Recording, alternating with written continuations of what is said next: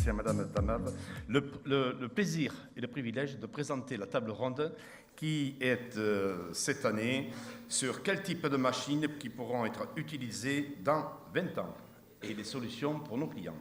Je vous laisse la parole. Merci beaucoup. Bon, donc je vois que vous êtes encore très nombreux dans la salle et tous hyper réveillés après ce quiz, effectivement. Donc pour nous, ça nous facilite la tâche. On est ravis que vous soyez en pleine forme pour nous écouter et puis pour interagir le plus possible.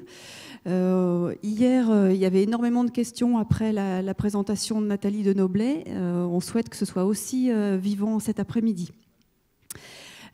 Juste un petit mot pour me présenter. Donc, Marie-Cécile Damave, je suis responsable innovation et marché dans un think tank, c'est-à-dire un groupe de réflexion, un laboratoire d'idées qui est basé à Paris. On a pas mal travaillé sur effectivement ces sujets agriculture et changement climatique dans ce think tank. C'est pourquoi je vais animer cette table ronde aujourd'hui. Donc nous aurons donc 3 personnes, Nathalie Denoblet du Coudray, que vous avez entendu hier et qui va pouvoir interagir avec nos 2 autres intervenants.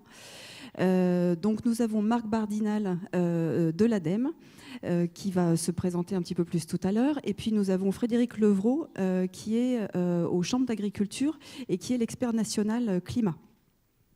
Alors pour introduire le sujet, donc on situe cette table ronde vraiment dans la continuité de la présentation qui vous a été faite hier après-midi, pour peut-être redescendre un petit peu plus vers l'opérationnel, vers le terrain, et puis continuer ce lien donc top-down ou bottom-up, en tout cas vertical, entre le monde académique et puis le monde de la production agricole. Donc, quelques petits mots d'introduction avant de passer la parole aux participants de cette table ronde. Le changement climatique, c'est quelque chose qui a un impact sur tous les domaines d'activité. Mais c'est vrai que sur la production agricole, les impacts sont vraiment très forts puisque cette production-là, évidemment, comme vous le savez tous, elle est très sujette aux aléas climatiques et évidemment, elle sera encore plus impactée que les autres secteurs d'activité de l'industrie puisque la gestion des risques, notamment climatiques, est vraiment primordiale pour cette activité.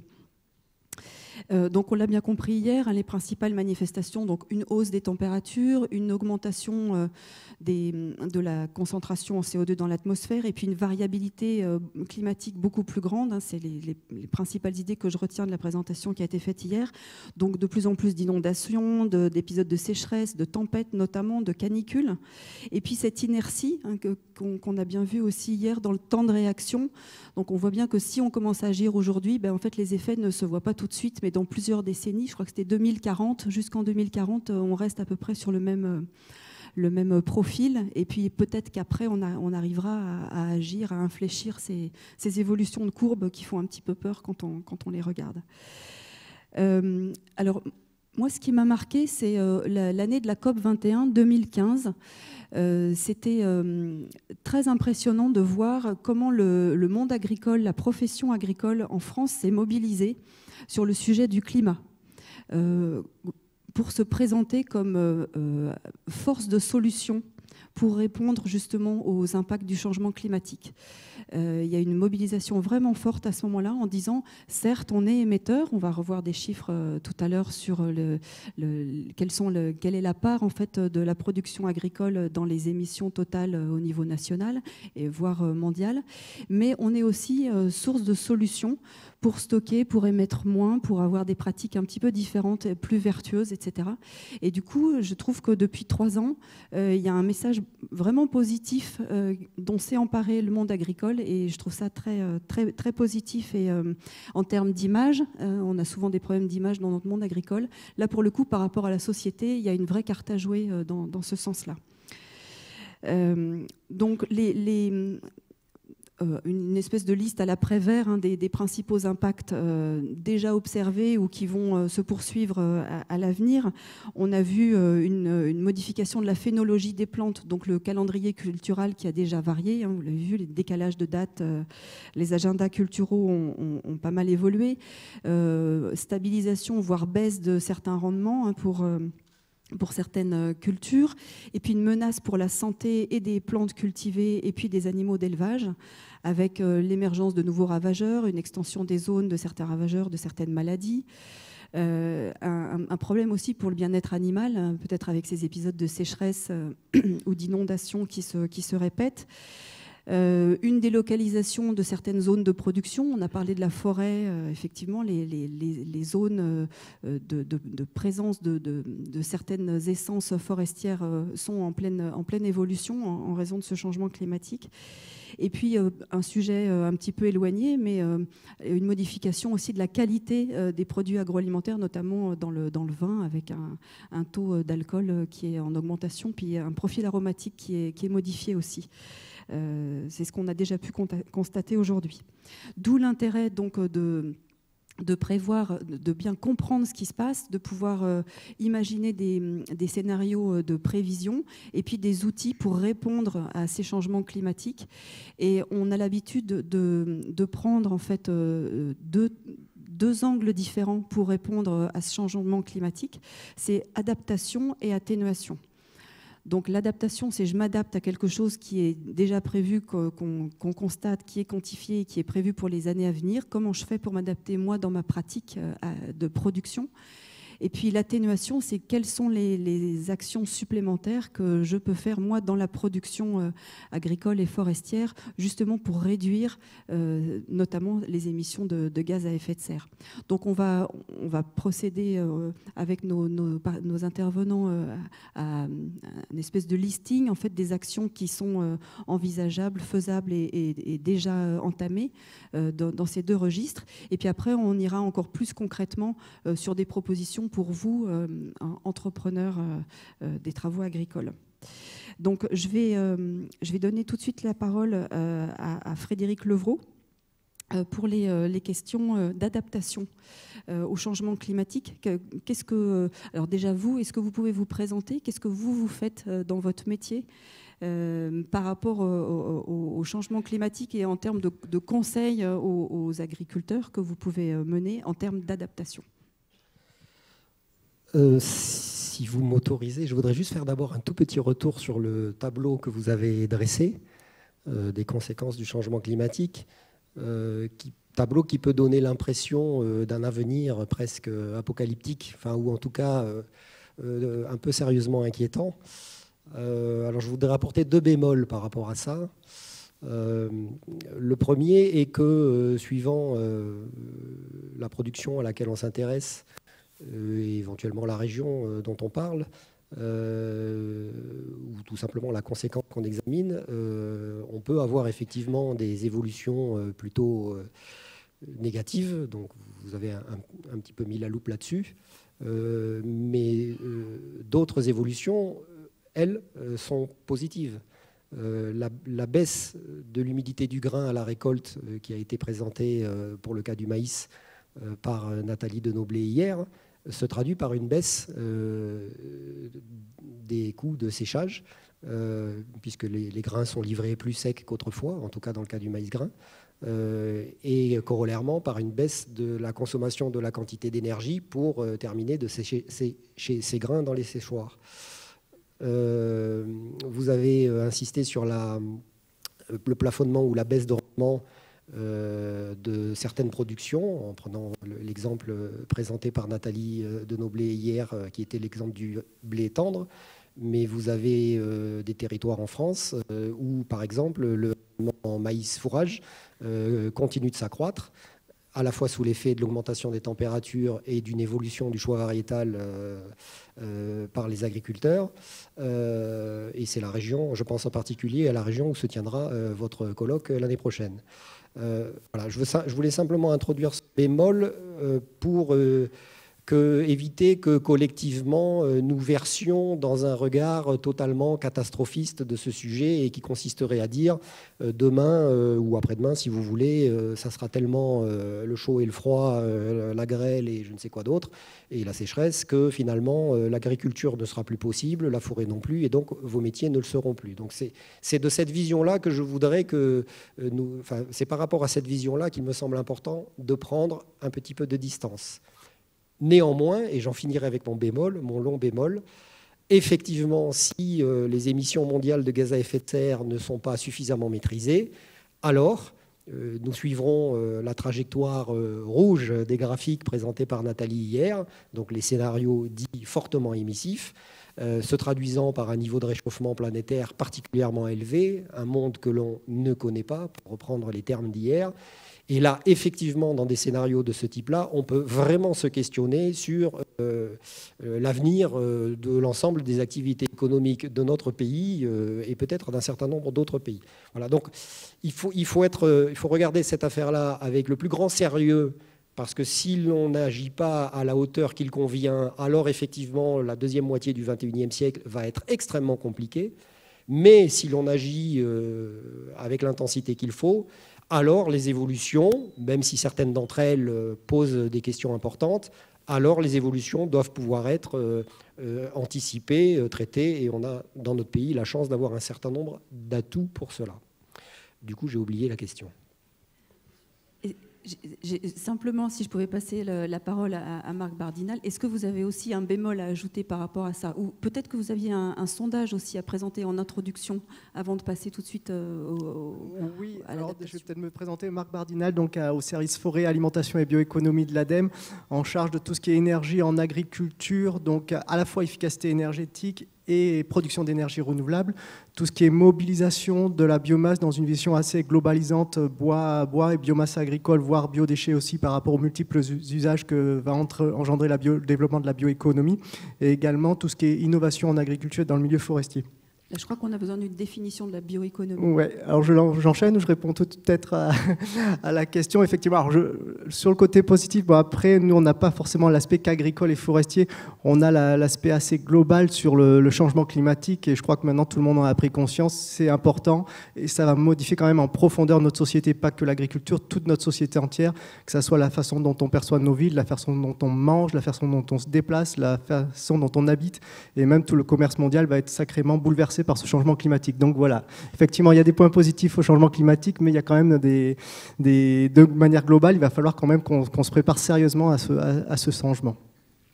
Et par rapport à ce changement climatique, par rapport aux questions qui nous animent, effectivement, il y a ce fameux mode bioéconomie qui est apparu depuis quelques années, dont tout le monde parle. Alors, est-ce que c'est une mode, est-ce que c'est pas une mode? Nous, à l'ADEME, on espère que c'est pas une mode et que c'est vraiment un changement de fond, puisque de manière générale, c'est quoi le problème du changement climatique? C'est essentiellement les émissions énergétiques. Les émissions énergétiques qui viennent essentiellement des produits pétroliers, du gaz et du charbon. Et la solution, ça serait la bioéconomie, c'est-à-dire remplacer tous les usages de ces énergies fossiles par de la biomasse. Donc grosso modo, la bioéconomie, c'est toute la chaîne de valeur de biomasse, à la fois de l'alimentation, parce que ça c'est historique, l'alimentation c'est la majeure partie de la bioéconomie actuellement, mais aussi c'est sur les nouveaux usages de la biomasse, donc à la fois énergétique, pour les matériaux, donc forcément classiquement on pense au lin, aux chanvre, là, qui sont les surfaces les plus développées à l'heure actuelle et qui servent à faire des nouveaux matériaux, mais il y a de nouvelles cultures qui vont certainement apparaître grâce au changement climatique aussi. Et après, il y a toutes les valorisations en chimie aussi, pour la cosmétique, pour la pharmacologie, et puis pour tout type d'usage en chimie. Donc voilà toute cette bioéconomie qui va se développer, on espère, avec la stratégie nationale de développement de la bioéconomie qui est sortie il y a quelques mois maintenant, et que tous les organismes, avec le plan d'action qui devrait sortir, je pense, dans les prochaines semaines aussi, tout le monde se structure pour répondre à cette bioéconomie. Donc là, on est dans l'atténuation, parce qu'on réduit. L'idée, c'est de réduire les émissions de gaz à effet de serre du secteur agricole. Et vous me disiez en préparant la table ronde que justement, avec le développement de cette bioéconomie, l'agriculture pourrait représenter un pourcentage beaucoup plus important qu'aujourd'hui dans le PIB national. Alors oui, par contre, erreur de ma part, je ne sais plus trop la source, mais effectivement, je crois que à l'heure actuelle, la valeur, le PIB de l'agriculture, on doit être à quelques pourcents, 3 à 4%, vous connaissez peut-être ce chiffre. Et dans certaines études, on voit apparaître que la part de la production agricole et de la biomasse et au niveau économique remonterait à 7, 8, 9%.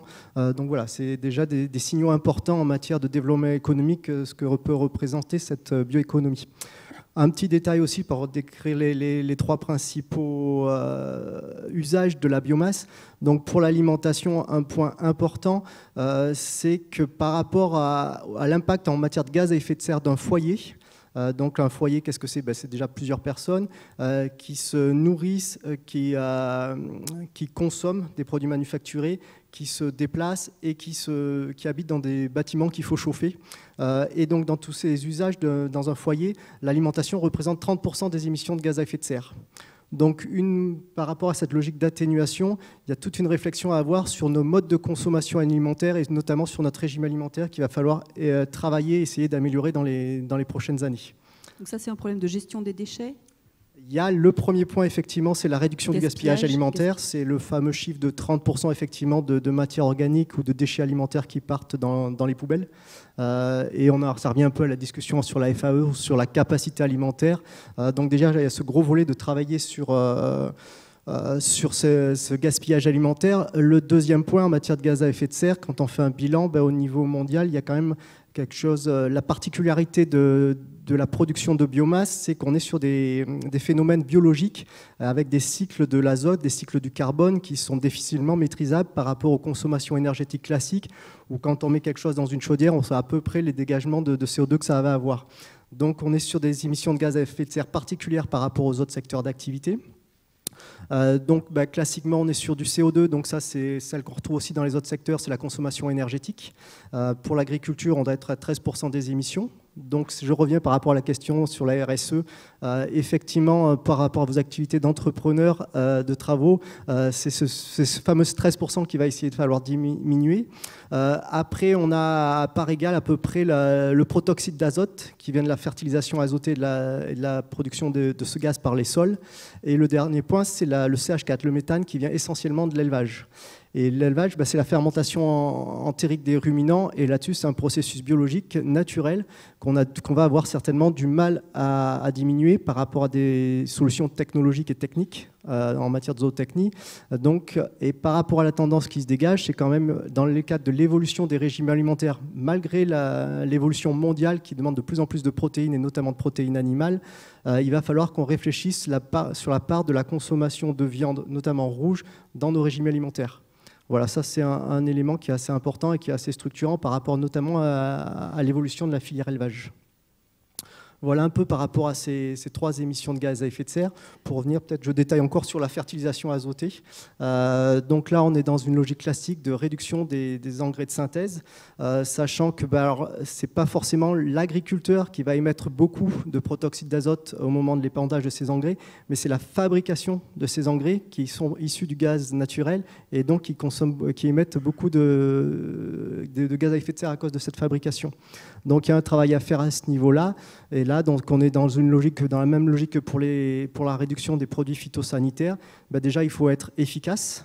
C'est-à-dire que quand on dépend une unité d'azote, il faut l'épandre et qu'elle arrive bien à la plante et pour que la plante la valorise au mieux. La deuxième, c'est la substitution par d'autres produits. Que ce soit le biocontrôle pour les phytos ou que ce soit également par de la matière organique, la meilleure gestion des effluents d'élevage et bien sûr le fameux digestat de la méthanisation qui va certainement favoriser une meilleure gestion de ces effluents d'élevage et une substitution de la zone minérale par cet azote organique. Et le troisième point en matière de système, c'est la recombinaison des systèmes, donc avec une diversification, avec l'introduction de nouvelles cultures ou la réintroduction de nouvelles cultures comme les légumineuses qui vont permettre de se passer d'azote, et avec la diversification des rotations et des assolements. Voilà un peu au niveau de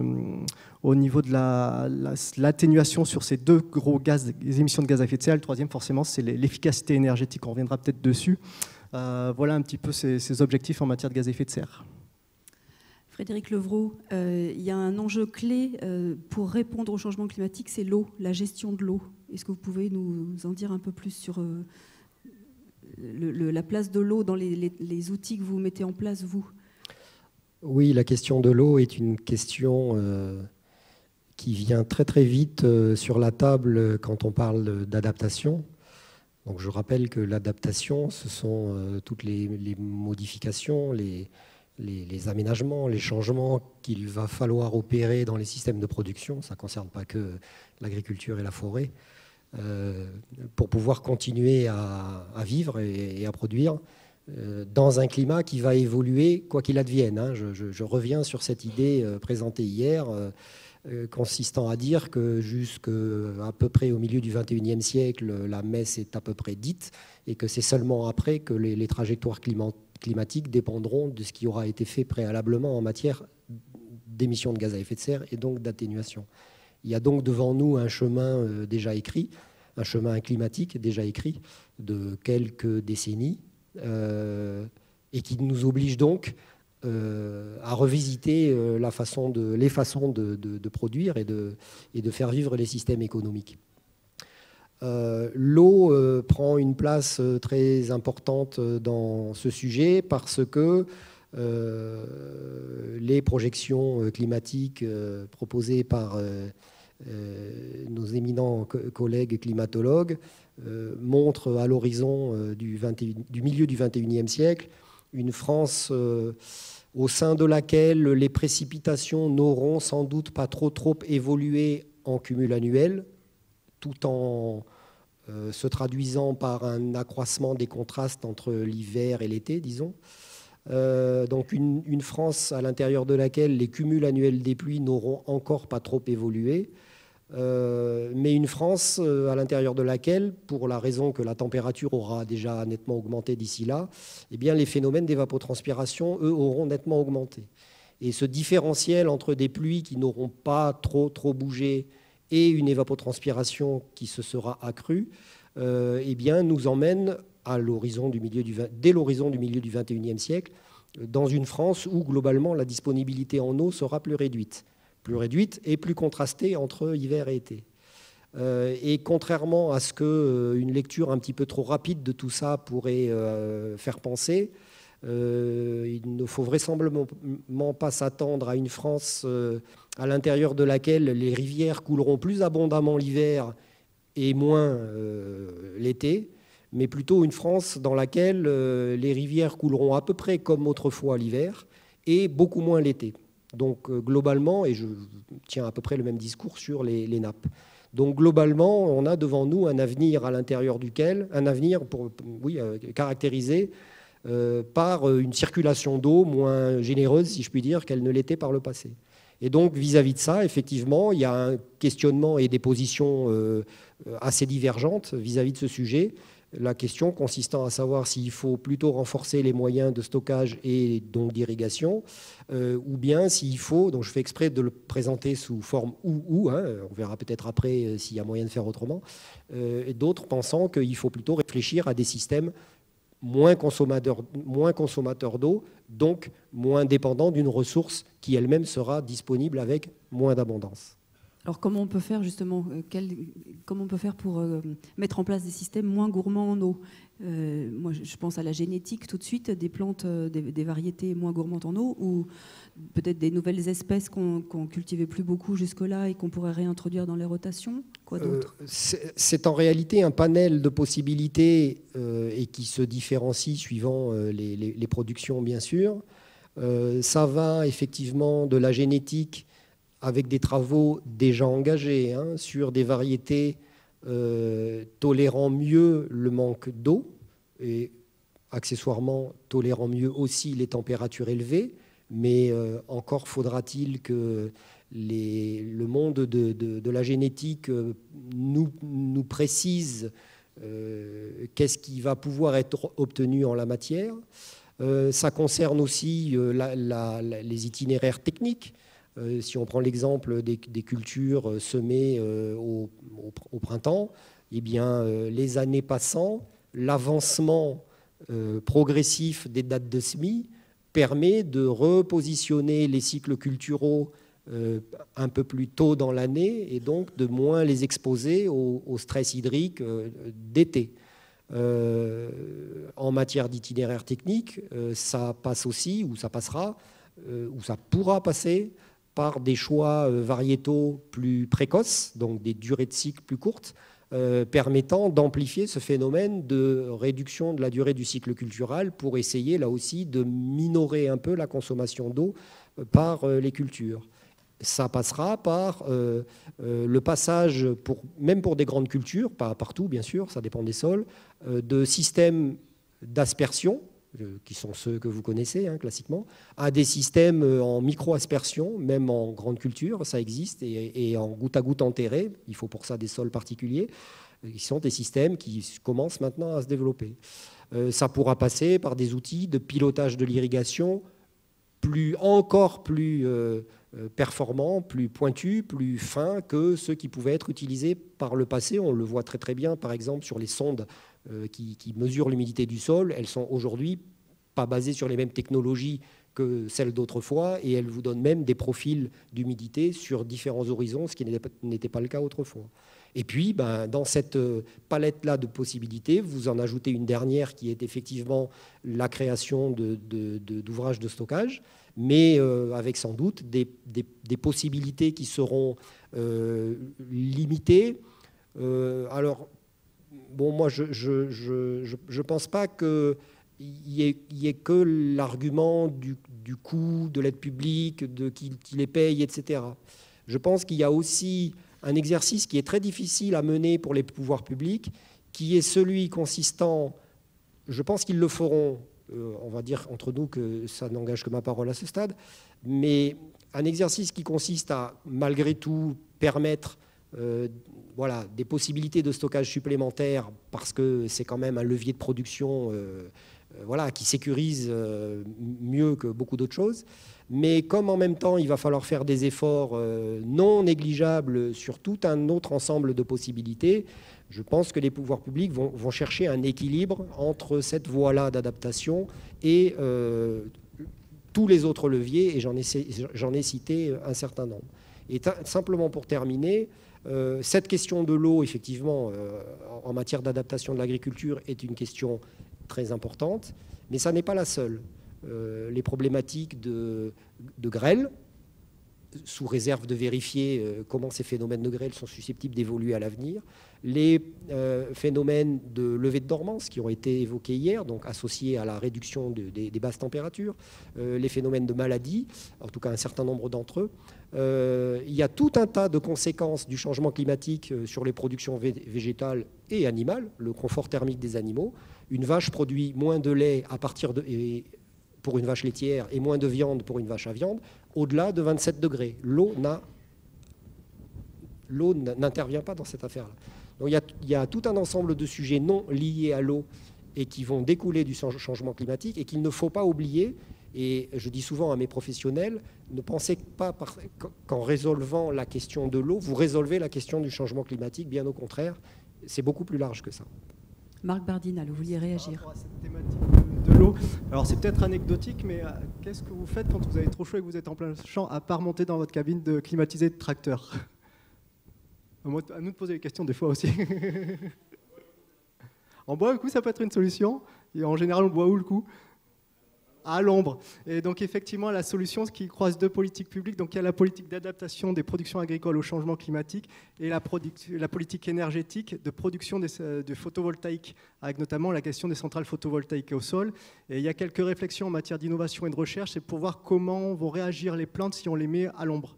Et comment concilier la production d'électricité à photovoltaïque avec la production agricole en optimisant la production agricole. Donc ça, c'est des recherches qui sont menées à l'INRAP pour avoir cette solution. Mais ok, mais si ça marche après, comment la moissonneuse-batteuse, elle passe sous les panneaux? Et donc ça va engendrer des questions sur le machinisme agricole pour voir comment on peut faire passer les machines au mieux entre ces panneaux, entre cette production, et comment concilier les deux. Voilà, ça on est dans la phase innovation, mais voilà, et on estime sur quelques chiffres entre moins 20 à moins 30% la perte d'évapotranspiration. Et ce projet est arrivé notamment par l'intermédiaire de la viticulture, où avec les excès de soleil et de chaleur, il y a des excès de sucre dans le raisin. Et donc pour maintenir et mieux gérer la vinification, alors à première vue ça se fait déjà en Australie ou en Nouvelle-Zélande, on met les grappes dans des sachets plastiques pour qu'ils n'aient pas de lumière. Là, ça serait les mettre sous des centrales photovoltaïques. Voilà ce genre de réflexion et d'évolution qu'on pourra avoir dans la question quelle machine dans 20 ans, va falloir qu'elle s'adapte à ce genre d'évolution. Donc on a l'impression que la production viticole est très consciente en fait, du changement climatique. On a vu tout à l'heure ce matin des vignes irriguées. Est-ce que c'est quelque chose qui va se développer? Là, on a ces techniques à l'ombre. On a parlé aussi de vendange la nuit, vendange nocturne. Est-ce que tout ça, c'est des choses qui vont se développer? Ce sont des choses qui existent déjà, pas forcément partout.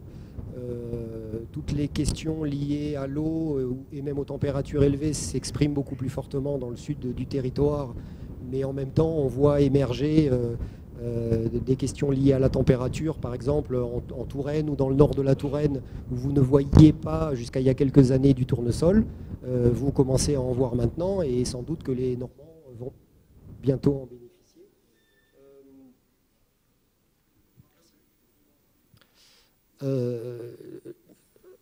Donc, enfin, ce qui est un petit peu difficile à capter sur ce sujet de l'adaptation, c'est l'ensemble des évolutions qui sont en train de se mettre en place dans les campagnes. Faire un pilote, faire un test, tel que celui que vient de citer Marc, c'est très important, c'est très intéressant, ça permet de réfléchir à des solutions pour demain et pour après-demain, mais en même temps, dans les campagnes, ça bouge. En Nouvelle-Aquitaine, où a été mis en place un outil d'observation, enfin le premier outil régional d'observation en 2012, on voit des dates de semis de maïs grain qui ont avancé, alors pour un échantillon d'exploitation agricole test, d'une semaine tous les 10 ans. Vous avez donné des exemples sur la montée des titres alcométriques sur la vigne. On voit des dates de vendange qui avancent. Voilà. Donc on voit beaucoup de choses, mais ce qui est très important pour comprendre la nature de ces dynamiques, c'est d'en organiser le monitoring, le suivi, de façon à pouvoir les quantifier et de façon à pouvoir voir comment elles vont affecter, elles vont conditionner les possibilités d'adaptation demain et comment elles vont concerner plus directement vos métiers d'entrepreneurs. Voilà, on voit par exemple, je citais l'exemple de la Normandie tout à l'heure, on voit sur les récoltes de céréales à paille en particulier, on voit des fenêtres de récolte qui commencent à devenir moins nombreuses ces dernières années. Je prends l'exemple de la Normandie, ce n'est pas le cas partout, et on s'interroge sur la poursuite de ce phénomène, donc il est important pour nous de quantifier ça tout à fait clairement, puisqu'il y a eu des événements de grêle très récemment, qui ont amené certains d'entre vous, je crois, à rentrer en catastrophe dans leur département. C'est très important pour nous d'arriver à comprendre, mais Nathalie pourra peut-être compléter là-dessus, à comprendre si ces phénomènes sont ou pas liés au changement climatique, si on en voit déjà une évolution, et si cette évolution est amenée à se poursuivre. Voilà. Il faut qu'on construise cette lisibilité, et c'est ce qu'on est en train de faire dans le réseau des chambres, mais pas que non plus, pour savoir quels sont les phénomènes qui sont en pleine évolution et comment on peut les intégrer pour essayer de s'y adapter.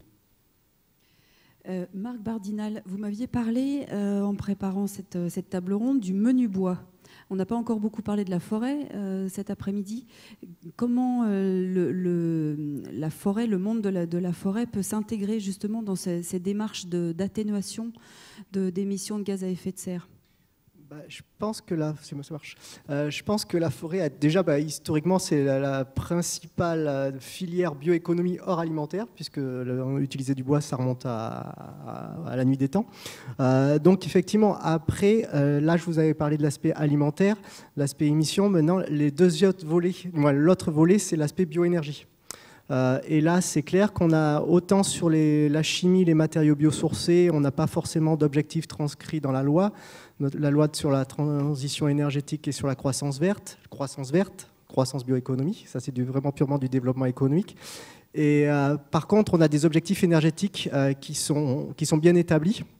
Alors, je ne vais pas vous les réciter parce que ça peut être fastidieux parce que c'est bien détaillé, mais donc grosso modo, il faut qu'on fasse tout secteur confondu 50% d'économie d'énergie et qu'on mette 20% d'énergie renouvelable à l'horizon 2020 et 32% à l'horizon 2030 d'énergie renouvelable. Ces énergies renouvelables, qu'est-ce que c'est exactement ? classiquement, vous voyez les éoliennes, c'est de l'éolienne.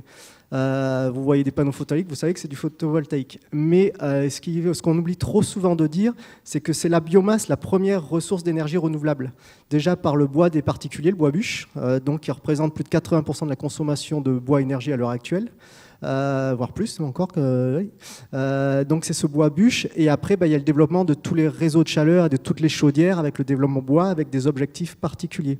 Et donc cette filière bois a un enjeu crucial à jouer parce que là, c'est le programme national de la forêt du bois qui s'est fixé comme objectif de mobiliser 12 millions de mètres cubes de bois supplémentaires à l'horizon de 2025 de mémoire, rajouté donc aux 60 millions déjà exploités. Et pour vous donner, alors c'est des chiffres, ça reste entre nous parce que l'étude n'est pas encore sortie, on va encore y travailler longtemps parce que c'est des chiffres qui font réfléchir. Dans le cadre de la transition énergétique sur l'approche globale, on a chiffré les besoins en matériaux pour la rénovation des bâtiments. Et ces besoins en matériaux pour la rénovation des bâtiments, donc vous avez la partie structure avec tout ce qui est un peu charpente, béton, aluminium, et après vous avez la partie isolante, donc laine de verre, laine de roche, ouate de cellulose, et sur uniquement, alors c'est là où il faut rentrer un peu dans les détails, c'est un peu compliqué, si on ne reprend pas les isolants on met de côté, mais uniquement sur la partie bois, huisserie et bois d'ossature, on arrive à un besoin supplémentaire de bois de 100 millions de mètres cubes. Uniquement pour la rénovation, sans parler du bois de trituration. Donc c'est là où on est sur un facteur de rénovation énergétique, c'est-à-dire que tous les bâtiments construits avant 2000, ils passent au crible de la rénovation énergétique et de la réglementation thermique. Donc là, on a poussé les curseurs à fond, mais c'est pour vous donner une marge de grandeur de la mobilisation de ce bois énergie bois construction qu'il va falloir aller se chercher en forêt. Et c'est pareil pour le bois énergie. Donc là, à l'heure actuelle, il y a ce que vous avez peut-être entendu parler de la programmation pluriannuelle de l'énergie, qui est un document stratégique parce que c'est lui qui va définir les objectifs pour atteindre les objectifs de la loi et qui va définir les trajectoires pour chacune des énergies renouvelables et du mix énergétique français avec le financement à la clé. Donc ça, c'est en débat à l'heure actuelle. La consultation, elle ne pas tarder à sortir, je pense, qui va être proposé. Donc, dans les prochains mois, il va y avoir de grandes discussions là-dessus. Mais le rôle important de la biomasse est à signaler, c'est même crucial. Donc, à la fois la biomasse bois pour les réseaux de chaleur, mais après, il y a toute la biomasse agricole pour accompagner le développement de la méthanisation, puisqu'une étude de gisement qu'on avait fait en 90 sur la méthanisation, 90% de la ressource est agricole. Et les 10%, c'est du biodéchet qu'il faut aller chercher ou du coproduit des industries agroalimentaires. Donc sur le 90%, on est sur de la biomasse agricole. Donc ça va engendrer toute une modification des pratiques. Ça va engendrer toute une modification des pratiques. Je pense que vous avez tous entendu parler des cultures intermédiaires. Vous avez entendu parler, vous gérez de la menu paille. Et donc toutes ces ressources-là, comment on va essayer de les mobiliser durablement, c'est-à-dire qu'il ne faut surtout pas impacter la fertilité des sols et le stockage de carbone des sols. Et donc ça va nécessiter des réflexions en matière de rotation d'assolement, des nouvelles machines pour aller chercher cette menu paille ou cette paille ou ces cultures intermédiaires et les amener directement aux unités de méthanisation ou aux unités de transformation. Alors méthanisation, on est peut-être sur des tonnages assez peu conséquent de quelques, on peut dire entre 10 et 50 000 tonnes. Si on la filière biocarburant avancée des usines qui ont des capitaux assez conséquents, on est sur des tonnages de plus de 100 000 tonnes. Là. Donc il va engendrer toute la logistique derrière tout ça, ce qui va nécessiter des plateformes de stockage, quelles machines pour transférer, pour travailler la biomasse aussi, pour qu'elle arrive en qualité suffisante et satisfaisante au niveau des industriels, pour qu'elle rentre bien dans leur process, en fait. Donc c'est toute cette réflexion là, et j'enchaîne parce que la question c'était la forêt, il y a la question du stockage de carbone, parce qu'effectivement ça avait été évoqué hier, l'agriculture est soumise au banc des accusés, et souvent en première ligne, sur la question du changement climatique. Non, ça il faut bien vous mettre ça dans la tête, c'est-à-dire que déjà la loi sur la transition énergétique, l'objectif c'était le facteur 4, parce que le plan climat qui a été annoncé en juillet dernier a changé, parce que c'est maintenant la neutralité carbone. Qu'est-ce que le facteur 4 ? C'est la division par 4 des émissions de gaz à effet de serre au niveau national. Cette division par 4, ok, tous les secteurs ont dit ok. Sur la base de 1990. 1990. On va y réfléchir. Ok, au niveau européen, ils ont lancé une étude, donc ça devait être entre 2010 et 2013, et au niveau national, on a également lancé cette étude pour l'agriculture. Conclusion, en agriculture, si on met toutes les hypothèses, si on pousse un peu les curseurs, on n'arrive qu'au facteur 2. Ça veut dire que l'agriculture est obligée de diviser par 2 ses émissions et pas par 4. Donc voilà, ça c'est un point important, mais ça veut dire que alors dans vos activités au niveau agricole, vous êtes l'objectif c'est facteur 2, mais par contre vous, dans votre vie de tous les jours, en matière de logement, en matière de mobilité, c'est 90%. Ça, c'est ce qu'il faut intégrer. C'est-à-dire qu'au niveau du parc de véhicules, là, les industriels de l'automobile, ils ont un petit peu réagi, mais pour l'instant, ils ne disent pas grand-chose parce qu'ils sont engagés dans la voiture électrique, donc une modification complète du mix énergétique. Voilà, mais il faut savoir que c'est dans notre vie de tous les jours qu'on va être impacté, et ce n'est pas filière par filière, en fait. C'est vraiment on est dans la transition énergétique et ce volet-là. Donc l'agriculture a déjà moins d'efforts à faire que les autres secteurs en matière purement indicateur GES, et également apporte des solutions. Alors j'ai abordé rapidement les énergies renouvelables, mais voilà, par rapport à une étude qui vient de sortir là, à l'heure actuelle, le monde agricole, les exploitations agricoles, je précise bien, contribuent à 20% de la production d'énergie renouvelable, sont essentiellement du biocarburant et de l'éolien. Et à l'horizon 2050, cette contribution va augmenter et elle va être multipliée par 3. Donc on est à peu près en 5 millions de TEP à l'heure actuellement, on va passer à 15 millions de TEP qui vont sortir du milieu agricole. Soit par des réseaux différents, soit la méthanisation photovoltaïque et éolien. Mais c'est en conclusion, grosso modo, en résumé, en 2050, toutes les exploitations agricoles produiront des énergies renouvelables. Ça, en matière d'énergie renouvelable, c'est le point fort de l'agriculture par rapport aux autres secteurs où on va mettre quelques panneaux solaires photovoltaïques à droite et à gauche, mais les autres secteurs ne peuvent pas faire méthanisation ou de manière très limitée. Donc voilà, l'enjeu de l'agriculture. Et puis le troisième point, c'est le fameux stockage de carbone. Et là, il y a quand même un enjeu, donc je pense que vous avez éventuellement entendu parler du 4 pour 1000. Donc, qui a été lancé. Vous savez ce que c'est que le 4 pour 1000 ? Parce qu'on en parle beaucoup, mais c'est devenu un peu un slogan, mais est-ce que vous savez concrètement ce que ça veut dire ? Donc on a besoin de clarifier. Ouais. Donc ça a été l'INRAD sur des réflexions. Alors il faut savoir que c'est une démarche internationale dans le cadre de la COP21. L'objectif, ce n'est pas forcément les sols français, mais alors je pense que vous peut-être me contredirez si je me trompe pour ça, c'est qu'en augmentant de 4 pour 1000 le taux de carbone dans les sols, on arrive à compenser l'ensemble des émissions anthropiques au niveau de la planète. C'est ça un peu l'objectif. Donc il faut travailler sur cette question. Alors c'est plus facile quand on a des sols pauvres avec des taux de matière organique très faibles. Là, il y a des processus, on peut intégrer de la matière organique. Quand on est à part un peu plus haut, c'est un peu plus compliqué. Donc il y a quand même un enjeu de stockage de carbone, sachant qu'à l'heure actuelle, en France, il n'y a que la forêt qui stocke du carbone, parce qu'il y a déjà un stock énorme, et puis elle est en croissance, donc elle stocke du carbone. Ce qui n'est pas encore forcément le cas pour les sols agricoles. Et les prairies. Et les prairies, effectivement. Et donc il y a un enjeu là, mais par contre pour les sols agricoles, effectivement, avec la disparition des prairies, donc c'est relargage de CO2, et on est encore déficitaire en matière de stockage de carbone dans les sols agricoles. Donc c'est là, avec de nouvelles pratiques, qu'il va falloir, ça va faire revoir toutes les pratiques en matière d'agroécologie, de quelle production, quel assolement, quelle rotation, quels itinéraires techniques, pour augmenter un peu ce taux de matière organique dans les sols et ce taux de carbone. Et les deux choses en fait, qui ressortent assez régulièrement, il faut remettre de la production de biomasse. Et comment on remet de la production de biomasse ? Il faut réimplanter de l'arbre dans les systèmes agricoles. Et là, vous pensez, mais ça fait 50 ans qu'on essaye de retirer l'arbre parce que ça nous gêne pour faire passer nos tracteurs.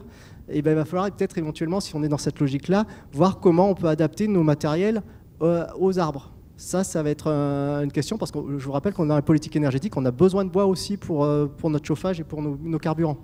Donc ça va faire réfléchir un peu tout ça, tous ces systèmes-là. Et le troisième point, mais ça je pense que ça va arriver plus vite que l'agroforesterie, c'est ces fameuses cultures intermédiaires qui permettent, même si elles sont récoltées, par l'intermédiaire de leurs racines, de stocker du carbone dans les sols. Donc ça fait un peu tout ce changement, c'est dans la logique d'évolution globale de l'agriculture, où ça questionne, ça fait réfléchir. Alors moi c'est bien, je vous pose les questions, mais après les solutions, personne ne les a exactement, ponctuellement vous pouvez les avoir, mais des enjeux importants en matière de stockage de carbone, effectivement. Alors moi je retiens quand même deux grandes directions, c'est les méthodes de production qui sont amenées à évoluer, qui évoluent déjà et qui vont évoluer davantage, et puis c'est aussi la diversification des usages finalement de la biomasse qui est produite, et donc là il y aura des arbitrages à faire entre est-ce que je produis pour l'alimentaire, est-ce que je produis pour le non alimentaire, pour les biomatériaux, les molécules, etc., etc. Donc comment se font ces choix ? En fait, c'est une grande question, et là pour le coup qui doit avoir des réponses adaptées à chacun des territoires, à chacun des acteurs, et en mettant des priorités. Est-ce qu'on met l'alimentaire en premier ? Est-ce qu'on met l'énergie en premier, etc. Il y a peut-être un mot qu'on n'a pas prononcé avant de donner la parole à Nathalie Denoblet. C'est le mot précision. Agriculture de précision, comment faire justement pour gérer ces nouveaux systèmes agronomiques. L'outil numérique, pour le coup, devient crucial. Frédéric Levrault. Oui, l'utilisation des intrants, donc, fertilisation, protection phytosanitaire, participe au bilan gaz à effet de serre des surfaces agricoles françaises. Donc tout ce qui va dans le sens d'une utilisation mieux maîtrisée, mieux mesurée de ces intrants va dans le sens d'une réduction des émissions de gaz à effet de serre et donc d'une atténuation du changement climatique plus efficace.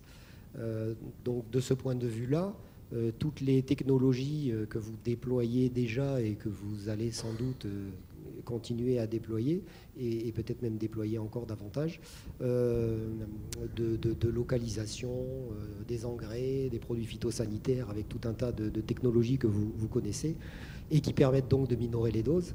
Tout ce qui va dans ce sens-là est effectivement tout à fait positif. Donc je pense qu'il faut s'attendre de ce point de vue-là à une poursuite de l'effort de la part des fabricants et une demande de la part des pouvoirs publics et j'espère de la part de vos clients pour aller dans ce sens-là, tout à fait. Oui, et puis après, j'aimerais que Nathalie Denoblet puisse réagir. Oui, pour continuer dans ça, qu'est-ce qu'on entend par agriculture de précision? En fait, l'agriculture de précision, c'est de la donnée. Et la donnée, elle vient d'où? Alors, on peut mettre des capteurs dans les champs, c'est très bien, mais c'est surtout sur des machines qu'on met les capteurs. Et là, par rapport à toute cette base de données, aussi, ça questionne peut-être un peu votre profession, c'est qui et comment on va gérer cette donnée, sachant qu'une fois la donnée, il faut la traiter, il va avoir les bons algorithmes et les bons logiciels pour la traiter, pour donner les bons conseils aux agriculteurs. Et donc, c'est toute cette réflexion qu'on voit dans les projets d'innovation, c'est comment tous ces nouveaux modèles d'affaires interagissent. On ne va plus facturer peut-être de l'heure de tracteur, mais on va facturer un service, peut-être un conseil, voir avec l'ensemble des partenaires comment apporter au mieux ce conseil pour la production soit optimisé. Donc c'est ça un petit peu ces enjeux sur la nouvelle technologie, le big data, l'intelligence artificielle. Alors là, il n'y a pas de souci, il y a plein de startups sur la question. Après, voir comment elles montent en compétences. Et pour rien vous cacher, c'est des startups qui viennent du monde de l'informatique ou de la finance, qui disent j'ai une super application, je veux la mettre dans le monde agricole. Mais votre projet est bien beau, mais est-ce que vous avez un agronome dans votre équipe ? Il n'y a pas d'agronome.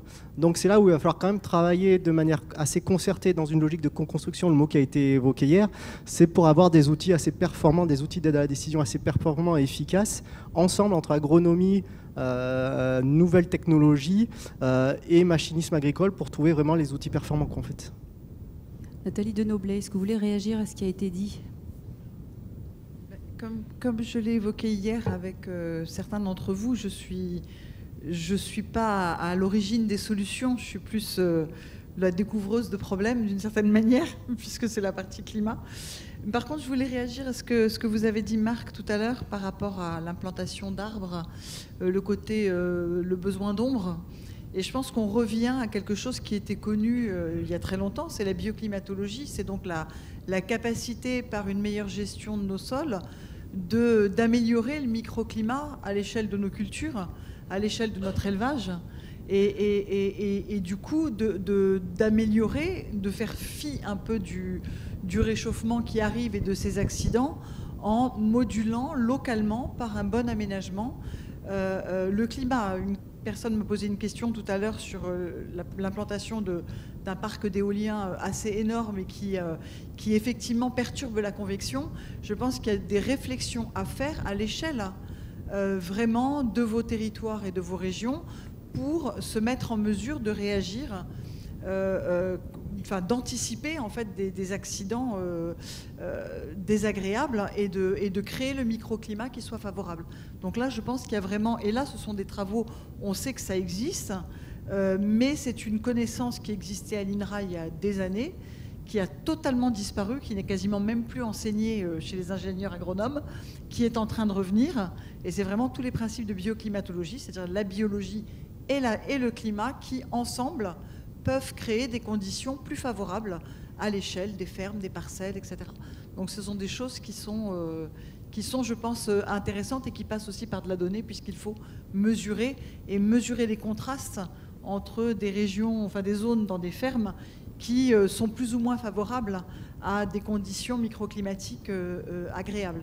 Donc toutes les mesures que vous commencez à faire dans vos terrains avec vos stations météo qui se multiplient, je pense, sont fournisseuses de données très très intéressantes pour nous. Je vois une question apparaître à laquelle je veux bien tenter C'est de une bonne transition vers la dernière partie. Quels impacts concrets, quel type de recommandations ou de propositions vous pourriez avoir, vous, pour les entrepreneurs? Alors les impacts, et en particulier les impacts sur vos métiers, inutile de vous dire qu'on les connaît pas tous dans le détail, et je pense que les prochaines années vont consister justement à essayer de les analyser. Mais on peut quand même donner quelques exemples. Vous avez un phénomène qui est déjà à l'œuvre, qui a été évoqué, qui est celui des démarrages de végétation beaucoup plus précoces, en prairie par exemple, que ça ne pouvait être le cas par le passé. Vous avez de l'herbe qui se met à pousser fin janvier, mi-février, voilà. Et donc de l'herbe qu'il faut faucher beaucoup plus tôt qu'autrefois, modulo la variabilité interannuelle. Et à une période de l'année où, malgré tout, les précipitations restant encore à peu près présentes, les sols peuvent être encore un peu trop gorgés d'eau et donc peu portants. Très clairement, il risque d'y avoir, sur cette question de la portance des sols au moment de travaux de tout début d'année, voilà, des questions fortes sur le matériel. Alors, c'est pas moi qui vous apprends l'existence des chenilles, bien sûr, mais voilà, c'est quelque chose qui risque de monter en puissance, de même que le questionnement sur le poids des machines pour essayer de limiter les phénomènes de tassement. Si je vais un peu plus loin dans le calendrier et que je change de spéculation, j'oublie l'herbe et je passe aux céréales à paille, voire même à des cultures d'été.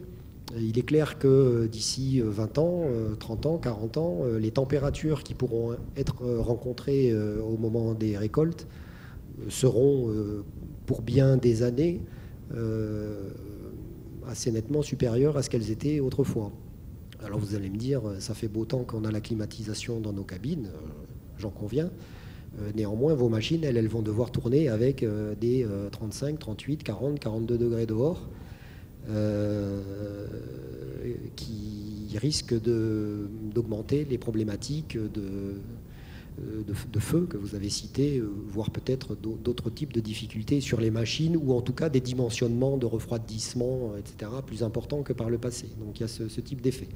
Et puis pour prendre un troisième exemple, puisque l'agroforesterie a été, l'association d'arbres et de cultures a été citée 2 fois tout à l'heure. Alors je ne sais pas si certains parmi vous ont déjà eu l'occasion de faire des récoltes en grande culture sous des arbres. Peut-être, pas encore. Oui, voilà, très bien. Donc on peut éventuellement avoir un témoignage. À ma connaissance, aujourd'hui, dans les plantations qui sont faites en agroforesterie, on raisonne avec les largeurs de barres de coupe, ou en tout cas les barres de coupe les plus couramment utilisées. Je ne suis pas certain qu'on raisonne avec les largeurs des épandeurs de produits phytosanitaires qui peuvent être beaucoup plus larges ou longs que des barres de coupe. Mais très clairement, voilà, il y a là une interaction qui rentrera en ligne de compte. Donc oui, voilà, vos métiers dans les calendriers, dans la succession des travaux, dans la possibilité d'aller ou pas dans les parcelles, dans les caractéristiques des matériels, sont déjà en fait et vont être affectés, et il va falloir clarifier toutes ces situations pour vous aider à aller vers les matériels les plus adaptés à ça. On a parlé de services tout à l'heure. Est-ce que le fait de vendre de plus en plus du service, en plus d'une prestation, pourrait se développer avec une bonne connaissance justement des bonnes pratiques vertueuses pour le climat? Alors, je pense que plus vous maîtriserez la gestion fine des intrants, plus vous serez en capacité d'aller vers de l'incorporation de matières organiques plutôt que vers des fertilisants minéraux, je ne dis pas qu'il faut le faire du jour au lendemain, hein, plus vous saurez démontrer à vos clients que vos matériels ont des consommations maîtrisées de carburant via des matériels performants, des personnels formés, etc., etc., plus vous serez dans cette capacité à montrer que vous intégrez le sujet du changement climatique, normalement, plus vos clients devraient être intéressés par vos prestations. Alors après, qu'est-ce qui sera catalogué prestations au sens traditionnel du terme, travaux, disons, et services, bon, ça, je ne sais pas, peut-être que ça sera une offre, un package où on ne pourra plus imaginer l'un sans l'autre.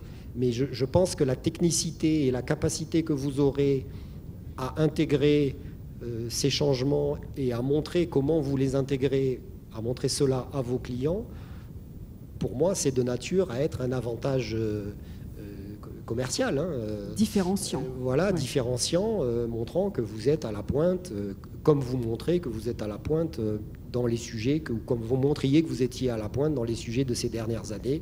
Il y a ce nouveau sujet qui va aller montant et qui va vous imposer d'être en veille permanente, mais bon, visiblement, vous savez le faire, hein, pour savoir qu'est-ce qui arrive et comment vous adapter.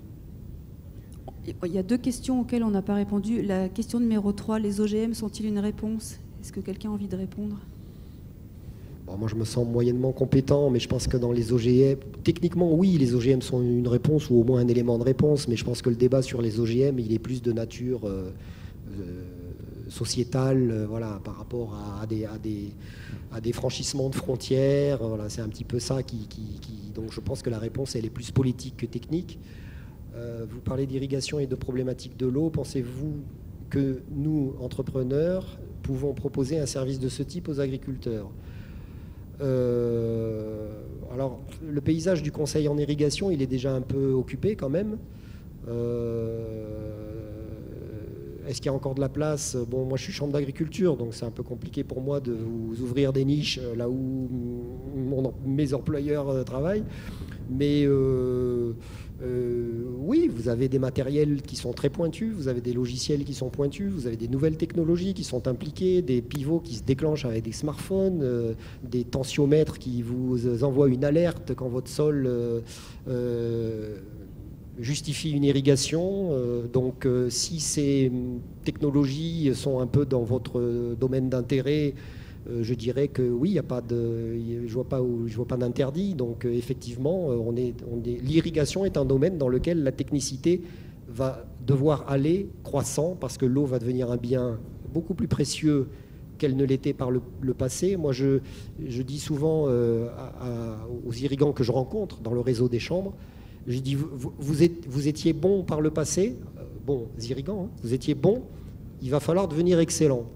Donc pour devenir excellent, il faut davantage de technicité. Donc si vous pensez que vis-à-vis de ces savoirs encore émergents, enfin déjà un peu émergés et encore émergents, il y a de l'activité à développer, oui, pourquoi pas, bien sûr.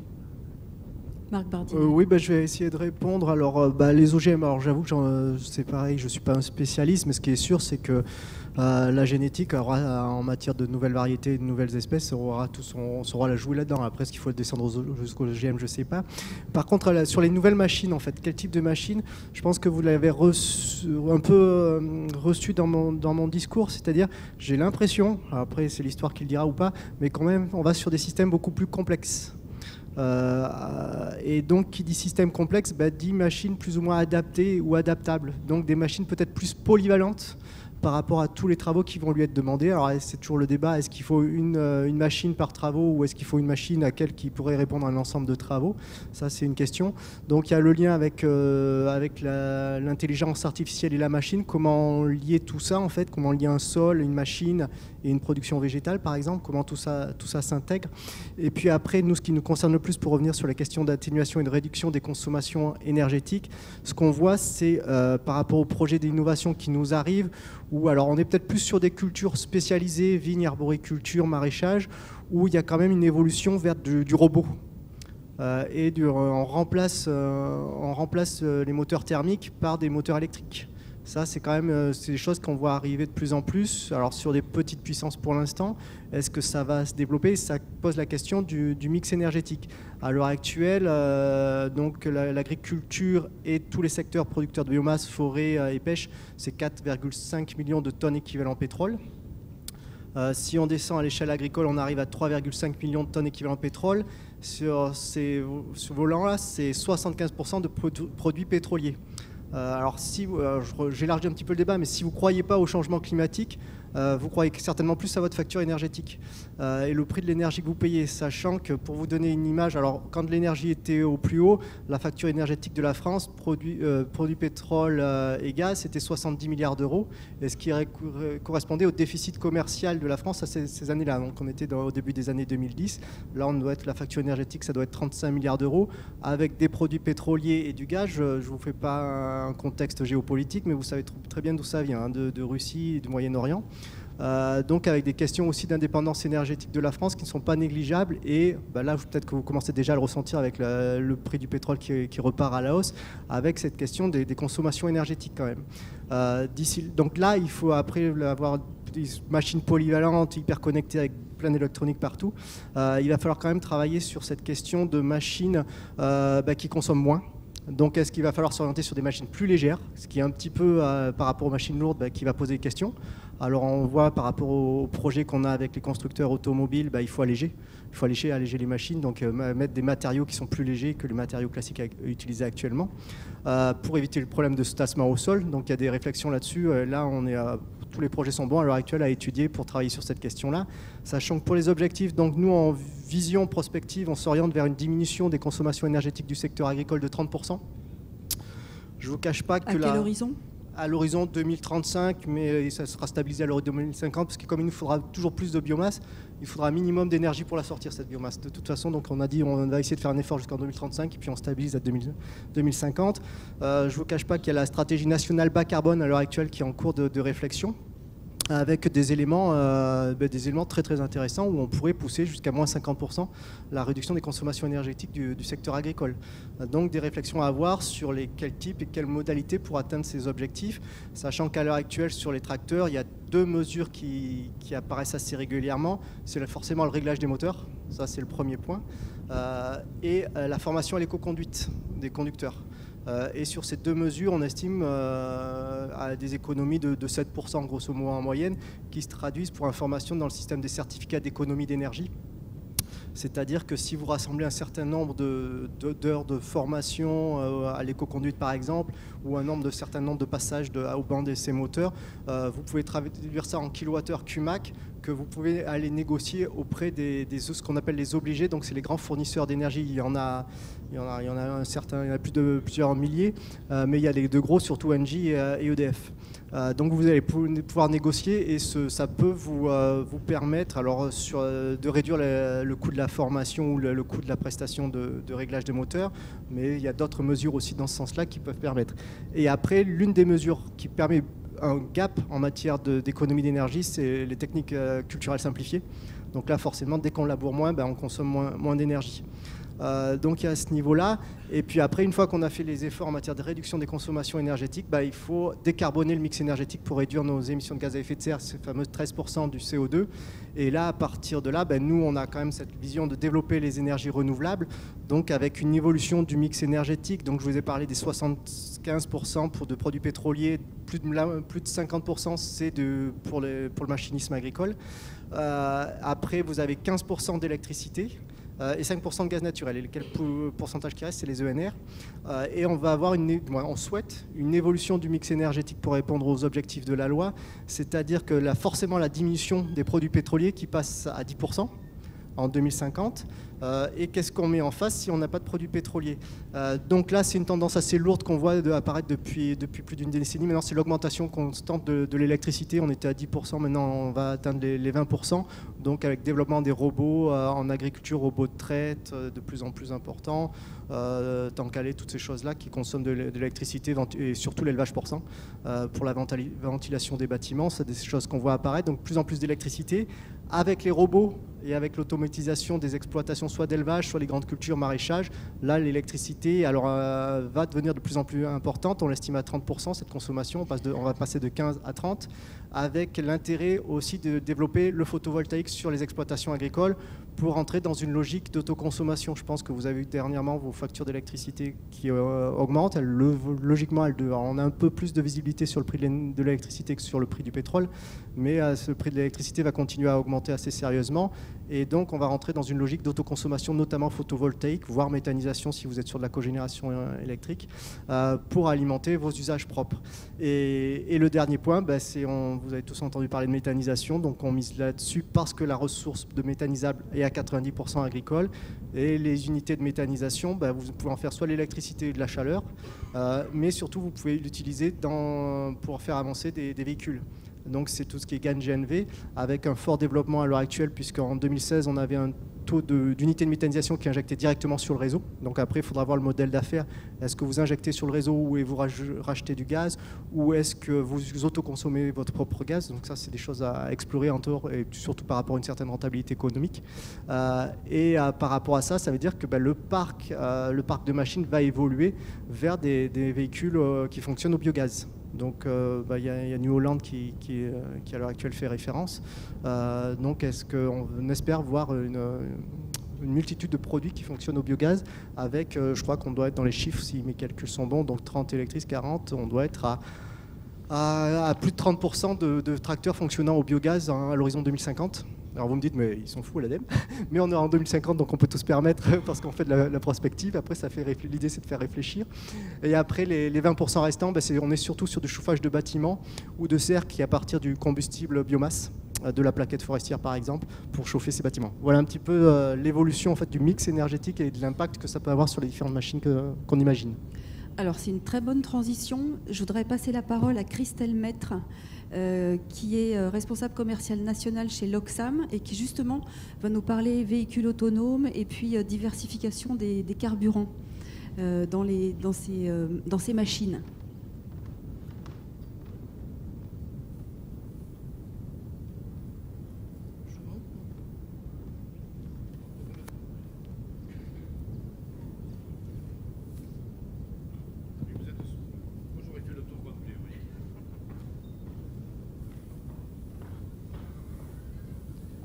Bonjour, juste pour dire que donc, nous, Loxam, on est loueur de matériel, essentiellement donc, pour le bâtiment, mais également pour l'agriculture. Et de plus en plus, suite à la demande de nos clients, on répond à cette demande par du matériel soit en biénergie, soit du matériel électrique et du matériel qui va aller également sur de plus en plus de l'autonome. On a cette demande par rapport à la consommation énergétique, mais également par rapport à la pollution auditive aussi des clients, c'est la pollution sonore, pardon.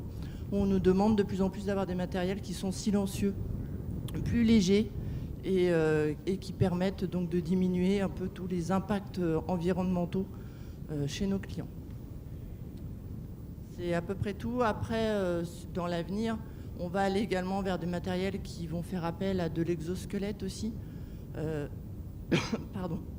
Qui vont permettre à nos clients donc d'autres capacités et qui vont diminuer tout ce qui va être transport, tout ce qui va être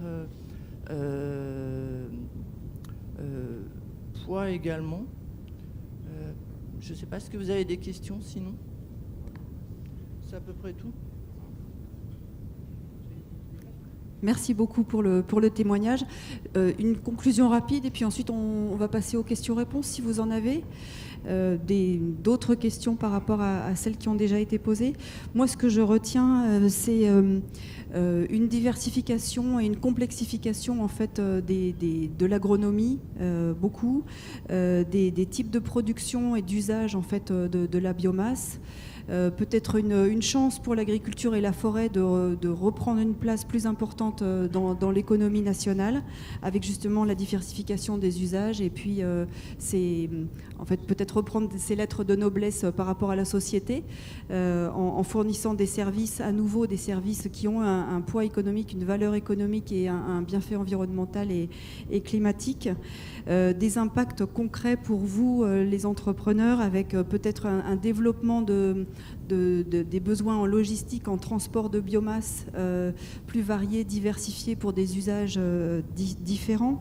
Des machines qui évoluent, on l'a vu, des enjeux, donc l'eau, le sol, qui sont vraiment des enjeux au cœur de cette question climat, et puis une montée en gamme des connaissances et peut-être davantage de vente de services qu'auparavant, de services de connaissances par rapport au climat. Je crois que Marc Bartinel a une petite annonce à faire avant la toute dernière conclusion. Ah oui, c'est de la séquence pub. Donc si vous avez besoin de matériel et que vous avez des fournisseurs de matériel qui sont prêts à travailler sur de l'innovation, sur de nouvelles machines, donc dans le cadre des investissements d'avenir, on finance l'innovation, parce que c'est bien beau d'avoir des gros discours et des grosses réflexions, mais à un moment, à mon avis, il faut accompagner les entreprises. Donc on a ce qu'on appelle le concours de l'innovation qu'on gère avec la BPI pour financer des projets d'innovation par les PME monopartenaires. Donc il y en a un, c'est Agriculture Innovante, qui devrait avoir lieu en février 2019, la clôture, parce qu'il y en a une en mois de mars. Et il y en a une autre qui sort, c'est Industrie, Agriculture Éco-efficiente, donc qui couvre en fait tous les champs de l'éco-efficience de l'agriculture, donc gestion des intrants, machinisme et nouvelles filières agricoles. Donc là-dessus, si vous voulez aller là-dessus, il n'y a pas de souci, je vous diffuserai l'information.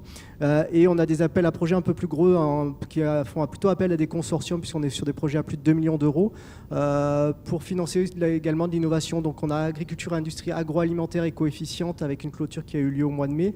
Il y en a une nouvelle au printemps 2019. Et après on a alors c'est plutôt pour la transformation, on a chimie et matériaux et biocarburants avancés biosourcés pour une clôture au mois de septembre, mais là c'est des gros projets de transformation de la biomasse. Et on a le dernier qui pourrait vous intéresser, c'est au mois de novembre, c'est ce qu'on appelle mobilisation de la biomasse. Donc agricole et forestière, pour aller, c'était un peu ce que je vous disais, pour sortir toute cette biomasse du champ jusqu'à l'usine de transformation. Donc là, on attend des projets d'innovation. Alors on est assez surpris du dynamisme de certaines PME qui travaillent sur la conception de machines. Je pense notamment au projet biomobiliseur qu'on accompagne pour sortir une matière, pour sortir du bois énergie, pour l'abattage des bardages en même temps.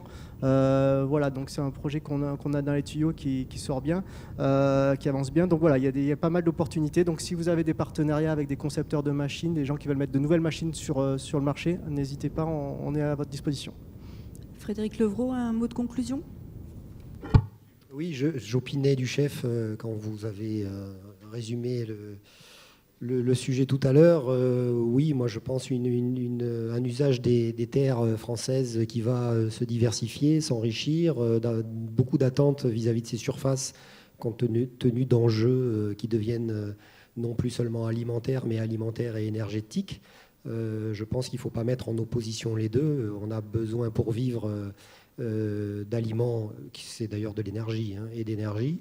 Bon, c'est bien d'avoir l'ambition de nourrir le monde, mais si c'est sur un modèle d'agriculture qui ne rémunère plus, bon, voilà.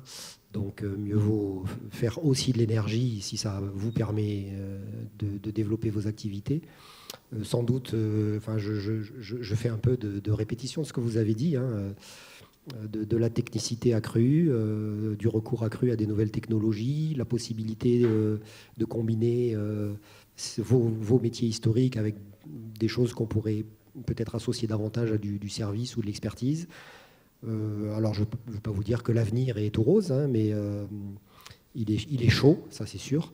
Mais il y a là-dedans une partie, une composante de projet, d'évolution qui, je pense, va falloir savoir saisir. Et j'ai assez confiance dans les moyens financiers, intellectuels, organisationnels, professionnels qui sont mis en œuvre. Je veux dire, il y a bien des pays dans le monde qui n'ont pas les atouts que nous avons, donc sachons nous les approprier, sachons fédérer, et ça devrait le faire. Donc on va terminer cette table ronde. Je vous demande de les applaudir. Bien entendu, on serait allé un peu plus sur la mécanisation. Et c'est également la problématique économique qui demeure dans nos entreprises.